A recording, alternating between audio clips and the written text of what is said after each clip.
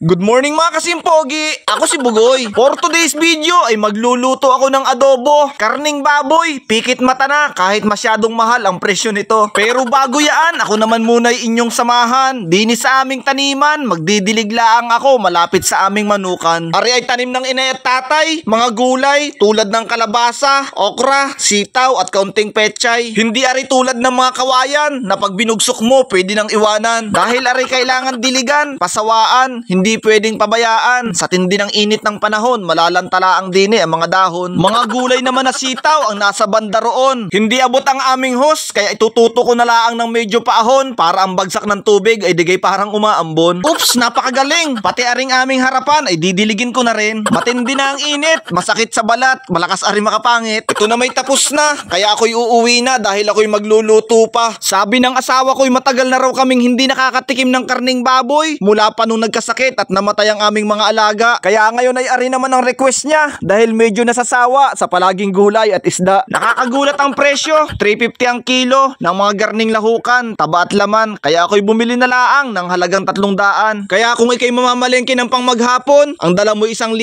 may matitira naman siguro sa'yo, yun ay resibo. Kaya maganda talaga may tanim din kayong gulay para hindi nabibilhin at hahaba pa ang inyong buhay. Huwag nyo namang araw-arawin tulad ng sinabi ko, kayo'y magkakarne rin at baka hindi na kayo mamatay. Simple laang naman ako mag-adobo. Hindi na kailangan ng maraming rikado. Basta may sibuyas, bawang, suka at toyo. Yan ay katalong-katalo. Maganda na ang baga. Ilalagay ko na ang kawali na matagal ko nang kasama. Kanya-kanya ng diskarte sa pagluluto, lalo sa umpisa. Sa akin ay naglalagay muna ako ng kaunting mantika at ang bawang at sibuyas ay igigisa ko muna. Pagka ganyan na ang itsura, ilalagay ko na ang karne. Ginayat ko ng maliliit para kunwari marami. Hahaluin ko laang ng ilang minutong pabali-baliktad bago ilalagay ko na ang toyong walang katulad. Kapag nagkuluan, isusunod ko ang oyster sauce para ang laman ay malinamnam. Hindi naman ako kagalingan. Mga sinasabi ko'y sarili ko laang natutuklasan. Lahat naman ay pwedeng matutunan. Huwag mo laang kukonsintihin ang sarili sa katamaran. Walang dahilan para tamarin. Mahirap lamang tayo. Pag tayo'y tinamad, wala tayong kakainin. Tutubigan ko ng mainit para madaling palambutin. Para hindi kasing tigas ng tsinelas kapag kinain. Nagkukuluan na. Ilalagay ko na ang ibang sangkap. Hindi ko naman pakakaramihan, mga 30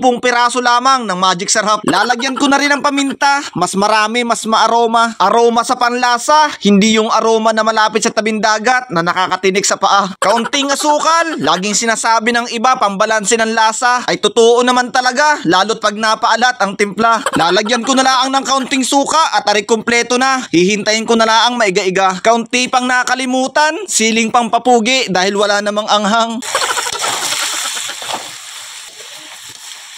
Nakakagutom ang lagatikan, kaya ari aahunin ko na para makakain ng tanghalian. Tayo'y kumain na. Nagpapasalamat ako sa Diyos dahil kasama kong muling kakain ang aking pamilya. Kasabay namin si Lucas, hindi pa pwede sa kanya ang karne kaya ang kanya'y nilagang kalabasa. Pero nag-aalburuto na, mahirap aring pakainin, mukhang inaantok na. Kaya kukunin ko muna at panay na ang kusot sa kanyang mata. Napakabait naman ang batang are, walang kaligalig-galig, manang-mana sa kanyang daddy. At garne ang kalimitang nangyayari, dumidede siya habang kumakain kami. Pagkagarni naman kababait ang ating mga magiging anak, pwede na agad aring sundan hanggang sa makalabing-4. Sige ho, God bless sa lahat. Hanggang din na lang. Salamat ng marami sa inyong panunood. Paalam!